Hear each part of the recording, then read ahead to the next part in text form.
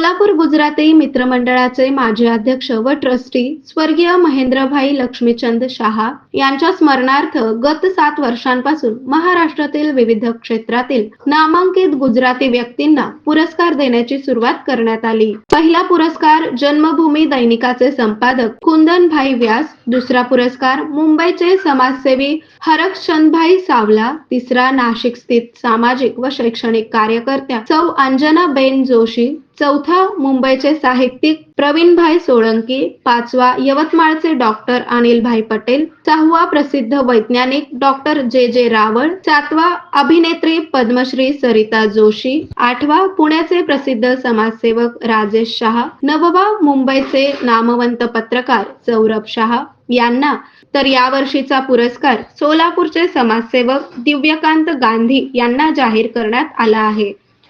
मंडळाचे अध्यक्ष मुकेशभाई मेहता यांच्या हस्ते प्रदान करण्यात येणार असल्याची माहिती सचिव जयेश पटेल यांनी दिली आहे।